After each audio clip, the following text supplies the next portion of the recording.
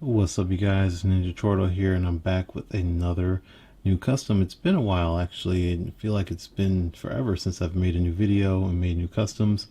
These last couple have taken me quite a while to get around to, so I do apologize for the kind of delay, but of course I just make these on my own free time, so they will be a very inconsistent upload schedule on this channel, as well as just inconsistencies in finishing my customs in general. So fair warning to that. There won't always be every week or every day, etc. However, we do have this Batgirl of Burnside custom made action figure by yours truly, and I am making this video so that you will know exactly what parts and pieces it was made with. So if you wanted to make one yourself, you could do so with this knowledge. However, I'm not going to show you exactly what I did.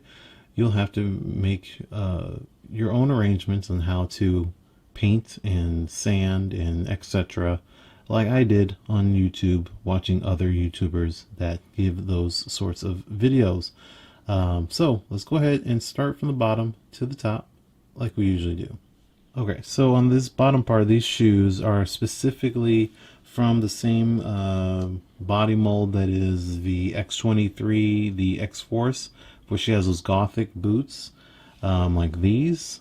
In this case, this is a Nico Minoru, but the X23 has the exact same lower legs and boots. So this is only the boot part of this part of this figure, or the X23 in particular, and just repainted with the same yellow consistently used throughout the figure. And then the strings are painted on, and same thing going up the leg. So getting back to the rest of the body, the actual, well, actually most of this body is going to be partly of this, not this particular Black Widow. It is the same body mold, however. So this is, by the way, a custom made Black Widow. That is a video on the channel if you wanted to check that out. But I use the body parts from the Deadly Origins Black Widow. This is the same thing, but basically white instead of black. So these legs, the lower legs, the knees, the thighs, the hips, the lower torso, and the arms, the forearms and the biceps, are all from the Deadly Origins Black Widow. Again, that's the white one, not this particular black one or black cat or anything, but they all use the same body mold. Legs, knees, thighs, hips, lower torso, biceps, and forearms are all from this sort of body mold. One, because they're about the same height in general, height and weight, so I want them to have similar body types and similar type of builds, and they should in general be about that same size. I think the only difference in height here is because of their shoe types, where Black Widow has pure flats on, where this Batgirl has on more boots, so a little bit thicker in the back, so it makes her a little bit taller. Also, she has epoxy sculpt in her head, so it makes her a little bit taller. But for the most part, they should be about the same height and weight, and I tried to build them the same way. Getting to the rest of her figure, though, has nothing to do with Black Widow, so we're all done with that. As far as her upper torso goes, the upper torso is actually from a Spider-Woman, from the Jessica Drew Spider-Woman, the kind of modern, new-ish costume where it used a jacket. So I do have that figure, I just don't have it readily available. And I picked it in particular, we're going to actually take off her cape here so you can see some of that detail. But some of the parts on that, because there's like a big spider emblem on her chest, I sanded that down just so it can make it smooth, but it still has some really cool cloth ripples going along the side of the chest there, and so it really matches what's going on with the lower torso, having all of those cloth ripples. And you can see some also in the back. If it focused for me, you can see some also in the back. So this big line going there across her back, that one was added by me. That is epoxy sculpt, so I just added some sculpt going there, and it's really supposed to be a jacket, so I tried to give this a more of a jacket look. You actually can't see some of the detail because this belt's in the way, but there's some sculpted lines in here. Yeah, you can see a little bit for just where the jacket is separating. Also, you can see some of the pockets there.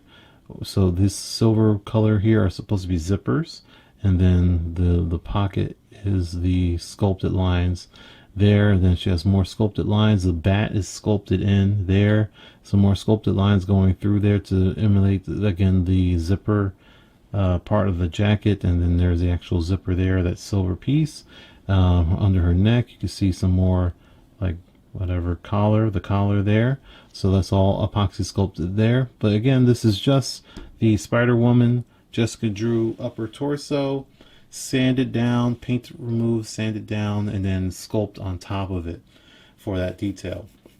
Now, to get to a little bit more detail, the most impressive thing, the thing actually is my favorite part of this figure, is this belt. So I made this belt myself, using different custom parts. So this one might be a little bit tricky for some, but there's a lot going on here. So it really is meant to be a little bit of a loose belt, not something tight on her body. So really wanted to fit kind of like this, just a little bit off of her hip. If you remember at all from a previous video, my Superman used the belt from a Malekith. So Malekith, the Malekith Marvel Legends figure, has a belt and has a skirt that has a belt attached to it. The little, I don't know, frilly skirt thing. So in general, the free belt that I didn't use on the Superman from that Malekith, I used here. So the big base part of this, the big part of the belt, is that free loose belt from Malekith, but it was cut down and cut shorter so it can fit a female figure. So I just took a chunk of it out and then re-glued it back together. Then also, I believe, if I remember correctly, this pouch also on the side is also from Malekith. I could be wrong about that one, but it is actually two pouches connected, not just one. So it really ends, there we go. Don't fall over today. It ends about right here. And then I took a second pouch that is about the same size and cut it in half and glued it to the bottom of the first pouch. Oh, can't really see. Yeah, so it ends about right there, about 3/4 of the way down. That's where the normal pouch would end. And then I took another pouch, cut it in half, and then glued it to the bottom of it to make it longer. And then from there, this strap that's on her thigh, that strap actually comes from specifically a Walgreens exclusive Daredevil, from his thigh, like his thigh holster. So I just took it right off of that and glued it onto the pouch that I made. So that's that part. These parts are supposed to mimic the belt in the middle. So that's just plastic that I have, just plastic that I made, and just cut it down and glued it onto this belt. I wish I had actually put some more of an actual belt strap on there and then glued on top of that. But this still, it's fine. It'll look fine to me.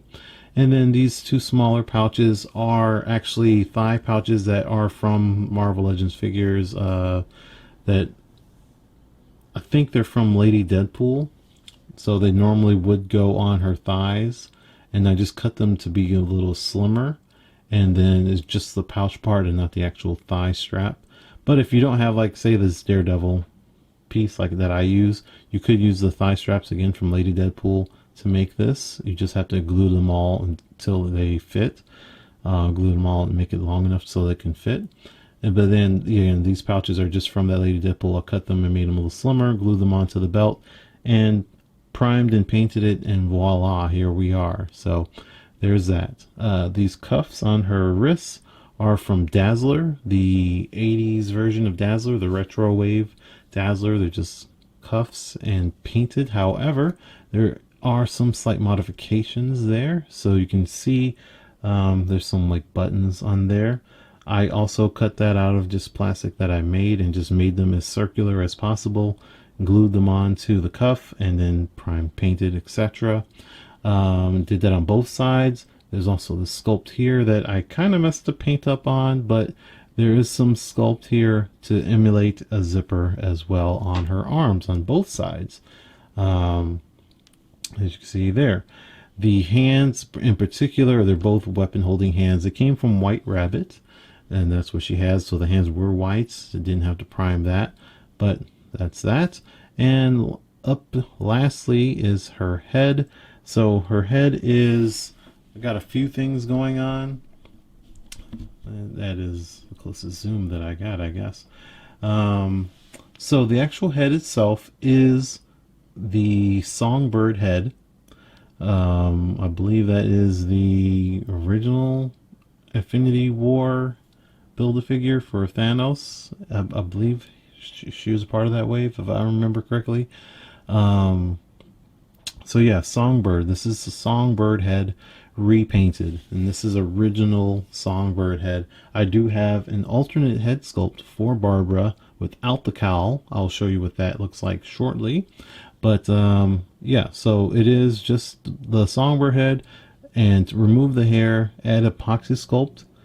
So all of this cowl going across her head is epoxy sculpt, including the ears. I improved upon what I tried to do with Batman, and it didn't work out because I was too slow when I was sculpting and didn't get the ears on his cowl to sculpt. But I was able to do that with Batgirl.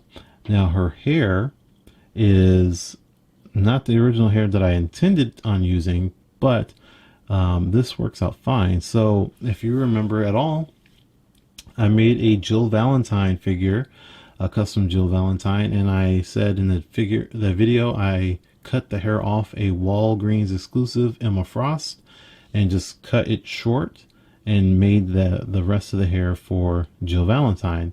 Well, this is the hair that I cut off of that hair, the head for Jill, and this is the rest of it, and I still had it for fodder sitting around, and was able to glue it onto this cowl for Batgirl, and now we have her hair coming out. It's a little shorter than I wanted. It's not the style that I wanted. I was actually going to use Hellcat's hair, but that didn't work out because Hellcat's, the plastic on those older figures is not very good for hair, and it just didn't work out at all. I could not get the glue to stay on whatsoever, but this one worked out a little bit better. So I do have the alternate head sculpt sitting right here, so we're gonna put that on. But real quickly, this is again still the Songbird head. I was able to put some freckles on here, so I'm really happy about that. And this head in particular is actually a copy. This is original Hasbro plastic. This is a copy of Hasbro plastic. So I made this myself. And then this hair is from Julia Carpenter's Spider-Woman. That was the Spider-Man Far From Home wave. Julia Carpenter's hair. I like using that hair a lot. And I think it works pretty decent for Barbara. And let's go ahead and see what this looks like on this body. Okay, here's Babs with no cowl. Hair is out. Again, I wish I could have made the hair longer on this one, but the hair that I was going to use just didn't work out. But this is still pretty good in my eyes.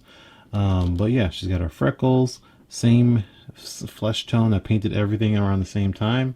As far as her hair goes, though, I really enjoy also how her hair turned out. So for the record, this is red, but it's not like straight up red. This is Model Masters acrylic paint. I believe it's called Chevy Engine Red. So originally this was like actually kind of a reddish color if you look at the Julia Carpenter hair, but I did remove all of that paint and then prime the head when I painted it, so it was painted white with primer, and then use the Chevy Engine Red one coat, just one coat of that, and it got these really cool streaks in there. They're kind of white. You can see a little bit of that detail, I hope. But it looks really, really cool. It's just basically a wash almost. Not really a wash. It's just normally when I paint, I would paint about 2 to 3 coats of the paint on there, but thinly coated, and it's until that color is completely complete and full. But after doing 1 coat of paint on here, I was like, man, the streaks look really good. Again, it's thinly coated paint on there, so the streaks just really worked out really well, and I think it looks almost natural, like a redhead should look like, as opposed to the very, very dark red that I made in my Black Widow, which I also like. So I'm not against giving strong, bold color for redheads, but in particular, I like this because it's more orange-ish and looks very natural, like a naturally redhead person, whereas this is like, I want my hair to be red, and they dye their hair red, and it really works for both characters. I think it really looks really good. So I will continue to do red hair like this for Black Widow, for at least comic book version, and I'll continue to do Barbara's hair like this for as long as I can remember to paint it that way. So even when I do Mystique, I'm not going to do this color red or this color red. I'm going to do a different kind of red, but it will be very more bold color like this, as opposed to a natural color like that. Now, let's go ahead and do a quick comparison. I'll put the cowl back on Babs and show her what she looks like with more Bat family members. Alright, so we have our comparison real quick. So again, all of these are custom figures, by the way. If you are here for the first time, this is a custom made Batman. These all have videos on the channel. Obviously, this is currently you're watching the video for Batgirl, but there's a video on the channel for Batman, and this is how she compares to Batgirl.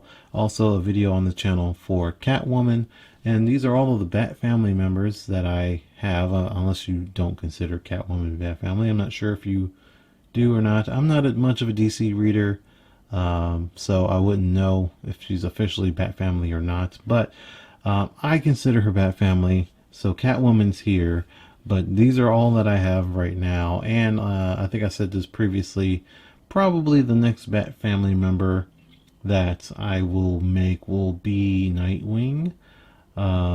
So I don't know when that's going to happen. It's probably not going to happen for a while. But it would most likely be Nightwing. I actually have a very quick and easy way to do him. I just need to give him some hair and a proper head, and then he would be done very easily. But it's still going to be a while before I get to him. I have other DC characters I'm going to be working on. The next one of those will be Wonder Woman, and she should be coming relatively soon. I have almost everything that I need for her gathered, and I just got to do it, basically. So expect to see Wonder Woman on the channel very soon, but I'm very happy at how Batgirl turned out. Of these 3, she's easily my favorite, not just as a character, but also among these as custom figures. I think she came out the best of these 3. I still think my Batman is the worst, but I also think that Catwoman's face keeps her from being top tier, because everything else looks really nice on her. Anyway, thanks for joining me for watching this video. If you like the video, please hit the like button, and please share the video too, because I think this Batgirl looks really awesome. This is made with 100% Marvel Legends parts. Oh, by the way, I forgot to cover her cape.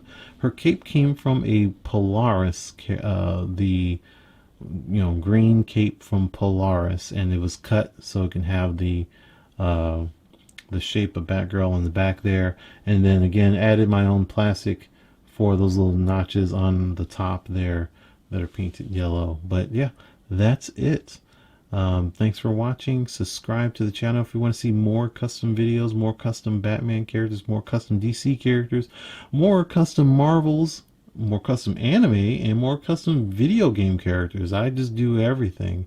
Everything that I like, I'm going to basically make a custom figure of, if I don't already have a Marvel Legends of it. And I will be using mostly Marvel Legends parts. So Marvel Legends, I think, are very accessible and well modeled character body molds, and very easily can be manipulated. So that's why I use those. I don't like the idea of using other stuff when there's so much of Marvel Legends available. There's not really a need to use anything unless it's something super specific. Like, for instance, Katana in Mortal Kombat and her fans. I'm trying to make a Katana, but there aren't any Marvel Legend characters that have fans. So I may have to make a fan by scratch, or buy some fans from elsewhere and adapt them to a Marvel Legend. Stuff like that. But for the most part, you get what you need from just borrowing from other Marvel Legends. And it works out really well, like Batgirl here. So, I will see you guys next time. Very soon, there'll be another video on the channel because I'm about to record it right now. So, I'll see you later.